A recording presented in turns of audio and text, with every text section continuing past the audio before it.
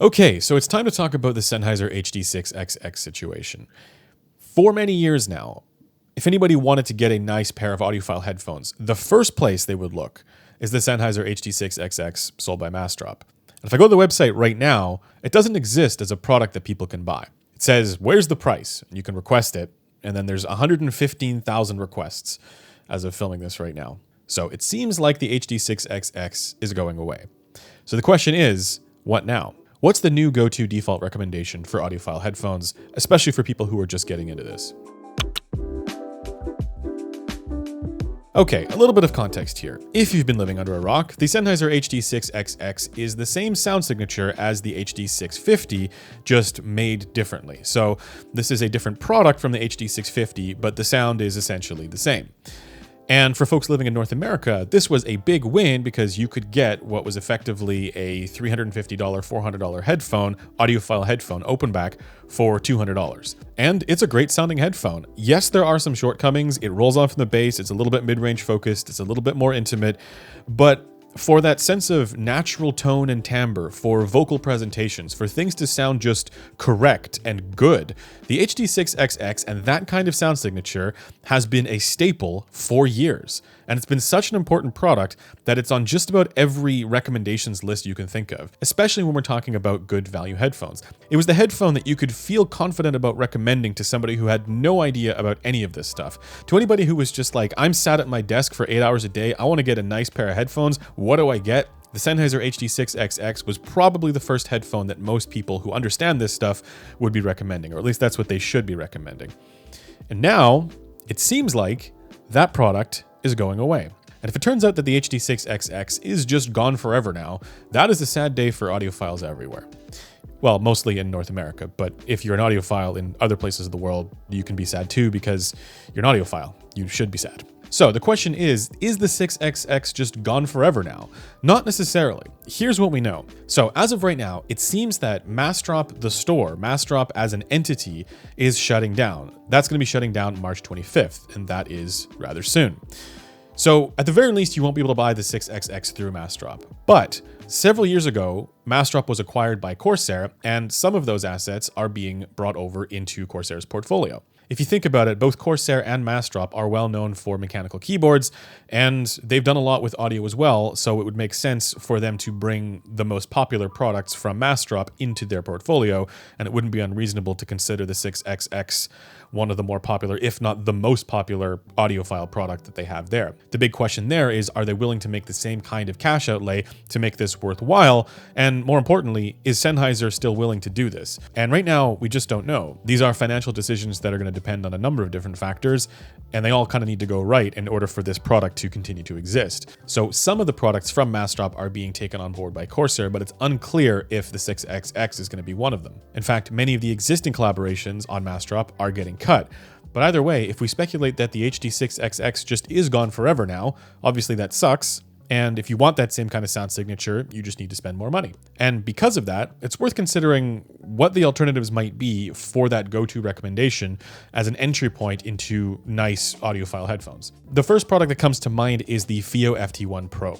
This is a planar magnetic headphone that actually improves on the HD6XX in terms of its bass response. It actually has really great bass presence to it for an open back headphone, and the mids are mostly okay with a little bit of a forwardness and a shoutiness in the upper mids and low treble, but then the rest of the treble is also decent and reasonably refined. It's not quite as smooth and natural sounding overall as the 6XX, but as an alternative, this is a suitable candidate, and it comes in at a similar price tag. Then there are two hi-fi man planars worth considering, the Sundara and the Edition XS. Both can be found for around $200, depending on which one's on sale. And both of those headphones also improve over the HD6XX in terms of bass extension, and also in terms of the sense of spaciousness, the soundstage effect, and all that kind of stuff. I think the trade-off is that the timbre's still not going to be quite the same as the 6XX. Those headphones can be a little bit more rocky throughout the treble, particularly at around 9 kilohertz. There can be some excess there. So for that overall sense of smoothness and warmth, the 6XX still has them beat if that's what you're looking for, but it has to be said, those two are good candidates and they do represent great value. Then when we look at other dynamic driver headphones, you have the Sennheiser HD560S, which also has better bass extension than the HD6XX. The only real issue with the 560S is that it can be a bit forward there in the lower treble, and things can sound a little bit on the fatiguing side, a little bit aggressive and crunchy and right on the edge of being a bit sibilant there. So if you're sensitive to that, I would caution you a little bit on that one. Then there's a newer headphone, the Sennheiser HD505, which I believe can be found for $230, so around the same price as the 6XX. That one I think makes the most sense as a 6XX alternative right now, considering that it's a similar kind of sound signature and a similar price. Again, it's not going to be the same. In order to get that, you would have to go all the way up to a 650, which is like $350, $400, and just not nearly as good of a deal. Now, in considering a world where the HD6XX ceases to exist, it also makes me think that some of these more high-priced headphones start to become more attractive. If somebody was willing to spend $220 on a pair of headphones, maybe they're also willing to spend $250 or $300 on a pair of headphones. That's when other headphones start to become more interesting and attractive. And really, that's where the HD600, I think, makes the most sense, because you can find the HD600 for around $300 when it's on sale. Then I'm also going to give a shout out to the HD550 right here. But the problem with the HD550 is that that comes in at $350. It's a good sounding headphone, and I would actually take it over the 505, but it's just not nearly as good value, right? If you think about it, it's basically a third more expensive than the HD6XX or the HD505. So while I recommend the HD550, that question of value stops me from thinking that that's the default entry point into this hobby. I think if the HD550 were more aggressively priced, that would be it. Like if this was $279, Sennheiser, let's go. Let's make the 550 $279. Then that becomes the default. I think that's the most obvious choice. But as of right now, I have a hard time really recommending that one over the 505 or over the HD600 given the delta in price. Hold that thought. While editing this video, I realized that the HD550 is currently on sale for $249.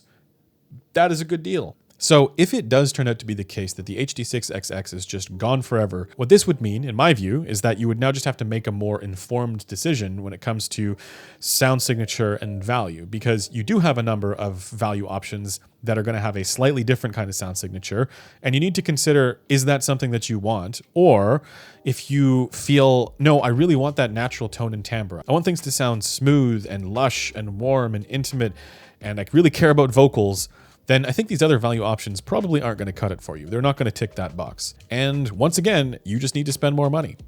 How sad for you. So the core disappointment for me, if the 6XX disappears, is that now there's no longer that obvious staple, 6 series headphone at $200 that you can just recommend to people and feel confident about that recommendation easily and just say, this is it, just get this, be done, be happy, and leave. What this means is that people are going to need to be a little bit more informed when it comes to understanding the products that are out there and also understanding their own needs a little bit better, or make a more conscious effort to look out for sale prices like what we see right now with the HD505 and the HD600. Those can be found for under $300, and those are good deals. I'd recommend those. So here's where I'm at with it. Obviously, I will be sad if the HD6XX is no more, but there are going to be a number of other options to consider and to choose in this price range that are going to be good options. My money would go towards either the HD505 or spend a bit more to get the HD600, or look out for sales on certain other products that I mentioned already. And if you really do want that HD6XX sound signature, that still exists in the HD650, and you just need to be a little bit less poor. Quite frankly, while the HD650 is still a good headphone, it's hard to really recommend it at what, $400, $350 when the 600 exists under $300 regularly.